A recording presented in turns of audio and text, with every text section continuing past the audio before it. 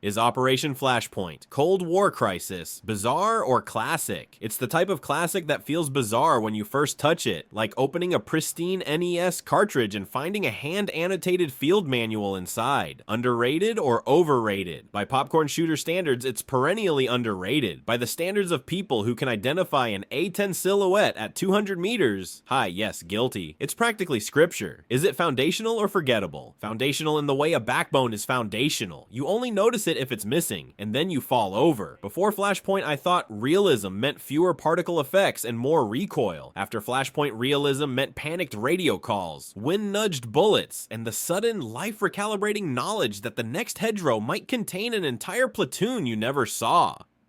And if you're asking, but what about the absurd thing? Oh, it's here. When you die in many setups, you don't fade to black. You respawn as a seagull, a feathery specter condemned to wheel over the battlefield, silently judging your tactical hubris. Is that high art or high comedy? Yes. Did I once spend a whole minute flapping in circles over a burning BMP, whispering, I deserve this? Also, yes. Historical context. The year is 2001, the publisher is Codemasters, then famous for Toka and Colin McRae Rally, and the developer is a young Czech studio called Bohemia Interactive, led by the Spaniel brothers. The release cadence itself feels like a briefing card. Europe first on June 22nd, North America on August 30th, because this is a game that treats dates and bearings like polite introductions. On the surface, it's a Cold War what-if set in 1985, staged across a fictional Atlantic archipelago where NATO outposts on Everon and Malden suddenly find themselves staring down Soviet ambitions launched from Kolgujev. Under the surface, it's an argument, politely made and brutally enforced, that shooter can be a broad church, in an era when the genre's trendline tilted towards scripted corridor fireworks. No shade, I lined up for those midnight launches too. Flashpoint insisted that the fireworks belong to systems. AI squads that maneuver without waiting for the player. Vehicles with roles rather than health bars. Orders that matter because other people have to carry them out. Codemasters did something rare for the time and shipped it with a full mission editor, the digital equivalent of handing the community a rotary phone line to the devs and saying, call us if you break reality. We did, and we kept calling. The editor made amateur designers out of the faithful and cult leaders out of the especially obsessive. Somewhere right now, there's an aging hard drive named Everon Ops with triggers labeled, if player stupid, then ambush. Ask me how I know. On second thought, don't. The editor mattered because it turned a story-driven package into a hobby. You finished the campaign, then you made your own, then you convinced your friends to download your 27-line masterpiece titled 2 Mags and a Prayer. As for the campaign, it moves like a mini-series. You start as David Armstrong, a regular NATO grunt who learns the difference between a contour line and an epitaph. Later, you take the tread-stained viewpoint of Tank Officer Robert Hammer. Then you slip into the night with Special Forces legend James Gastovsky, and you put your fate in rotors with helicopter pilot Sam Nichols. The names matter less than the rhythm. The game rotates you through jobs, not power fantasies. That focus on jobs syncs with the islands themselves. Everon is hedgerows and panic. Malden is villages and incremental ground. Kolgujev is a stern Soviet scab where ambition goes to die unless you plan very, very carefully. The prequel expansion, Resistance, rewinds to 1982 and drops you on Nogova with Viktor Troska, a former Special Forces operator who would like very much to retire, but keeps finding the world on his doorstep. The macro plot, rogue Soviet General Alexei Guba, brinkmanship sliding toward catastrophe, does its duty, but Flashpoint's real politics are topography and logistics. Which hill, what route, who's on your net? History eventually did what history does. It complicated everything. Bohemia and Codemasters later parted ways. Codemasters retained the Operation Flashpoint trademark. Bohemia kept the engine and the soul, and in 2011 rebadged the PC classic as Arma, Cold War Assault. In a class move, original owners were given the new title at no extra cost. The Xbox even got its own port in 2005, Operation Flashpoint Elite, that brought the doctrine to couches. If the lineage sounds tangled, the DNA is not. Flashpoint runs on real virtuality, a tech line that would push forward into the Arma series and into military training suites like virtual battle space. The point isn't that Flashpoint spawned things with similar vibes. It spawned things that literally share its bones. I should confess my own period bias. 79 baby, raised on arcades and magazine demo discs. I arrived expecting Delta Force with better grass and found something closer to a playable Tom Clancy paragraph. Instead of counting frags, I found myself counting seconds until the next contact crackled through the headset and everyone's posture changed. That sensation of being a small, necessary part of a huge, uncaring machine was new to me. It still feels new to me. Mechanics.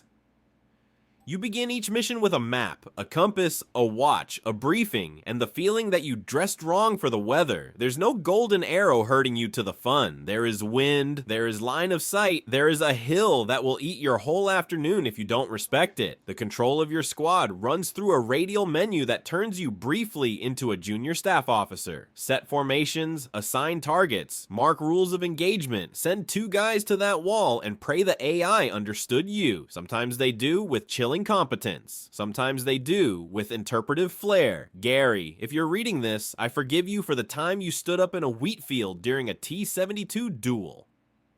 It's been 2 decades. I'm ready to heal. The arsenal splits along the expected Cold War lines. NATO M16A2s and machine guns on one side, Warsaw-packed AK-74s and PKs on the other, with marksman rifles and suppressed toys entering when the narrative turns to night work. Vehicles aren't props, they're jobs to occupy.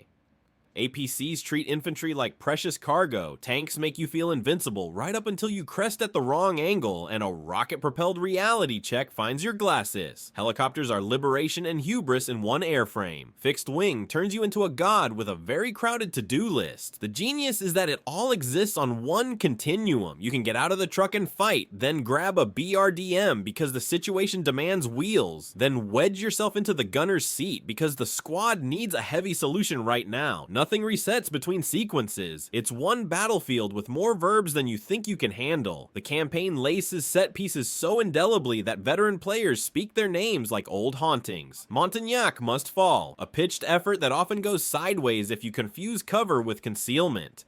After Montignac, the quietest panic in PC gaming, where you crawl, sprint, and pray your way toward a rendezvous that might be there and might be a bullet magnet. Later, Kolgujev coalesces around the business of scuds, finding them, preventing what they promise, and the names on your radio become talismans. Colonel Blake, manual name Caper Blake if you collect trivia the way I do, is the calm pulse of the NATO effort. Gastovsky is the voice of experience, the guy who sounds like he once escaped a war by arm wrestling it. Nichols is the reminder that helicopters fix 1,000 problems and create an equal number the second you put rotor wash near trees. The other reason Flashpoint stuck is its insistence on shared authorship. The editor gives you Lego bricks the size of villages. You play squads, script triggers, define exfil points, tinker with patrol routes, and suddenly your Thursday night has a plot. The community did the rest. Co-op raids at dawn with 3 magazines and a promise. PvP over a single crossroads because the hill behind it makes armor twitch.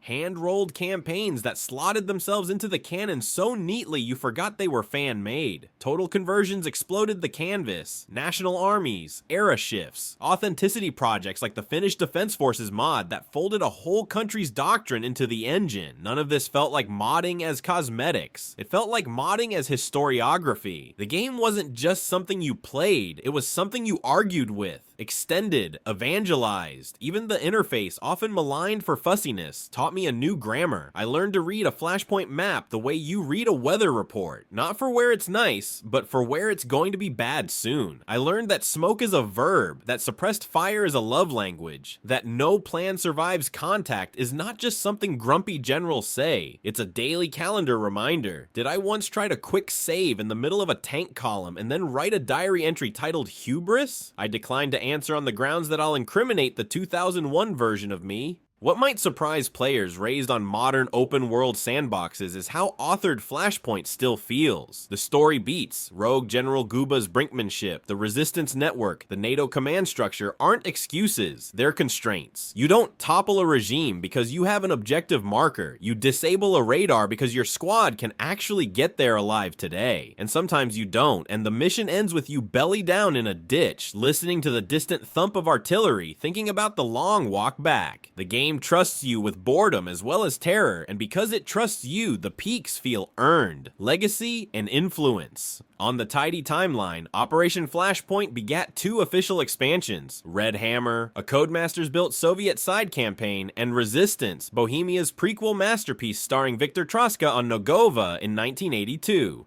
The Xbox saw Operation Flashpoint Elite in 2005, which put the Doctrine on a gamepad with surprising grace. The split between Bohemia and Codemasters eventually produced 2 branches, the Arma lineage on one side, Bohemia evolving real virtuality into a platform for everything from milsim epics to modern fever dreams, and Codemasters' Operation Flashpoint follow-ups, Dragon Rising Red River, on the other. In 2011, the original PC game re-emerged as Arma Cold War Assault, a rescue of history that ensured a new generation could see where the obsession started, but the deeper legacy is cultural and technical. Real virtuality wandered out of entertainment entirely and into training suites. You can draw a straight line from Flashpoint's hedgerows to simulations used to teach real soldiers how not to do what I did in After Montignac. The community, meanwhile, established a ritual vocabulary, radio discipline, roles, standard operating procedures that lifted from Flashpoint and fed directly into Arma. If you've ever been in a co-op where someone said, "Set wedge, guns up on me," you were speaking Flashpoint with a 2025 accent. So why isn't it the first name on everyone's lips when best shooter lists get made? Partly because it was uncompromising. The interface could be prickly. The AI was brilliant until it wasn't. The pacing had the audacity to be slow on purpose. It also didn't flatter you. It made you a necessity rather than a protagonist, which is poison to marketing departments and ambrosia to a certain kind of player. Yet even with those caveats, it won an audience and kept it. Critical acclaim came early. The long tail belonged to the editor and to the understanding that game as toolset can be an identity, not just a feature. The absurd through line, the seagull, turns out to be a perfect emblem for the legacy. You die, you transform into perspective, you learn, you try again. The bird isn't just a gag, it's the promise that the battlefield is bigger than you and will carry on whether you deserve to or not. That humility is the rarest currency in gaming, and Flashpoint minted it at scale. Closing paragraph plus score. Every few years I reinstall Operation Flashpoint, Cold War Crisis, and promise to behave. I won't turn into a doctrinaire milsim bore. I won't shout, "Check azimuth," at the monitor. I won't sprint across open fields because I'm late to the fireworks. I always will. 5 minutes later, I'm on my belly, counting heartbeats between dashes, quietly issuing orders to AI teammates like a stage manager whispering cues from the wings. When it works, and it works often, it captures something I still don't get from sleeker, louder contemporaries. The terrifying joy of being a small part of a big plan that might actually miraculously come together. When it doesn't, I flap over the carnage as a judgmental seabird and vow to do better. Score 9.0 out of 10. Docked a point because I can still hear rotor wash in my sleep, and because the binocs never stop reminding me how far it is to safety.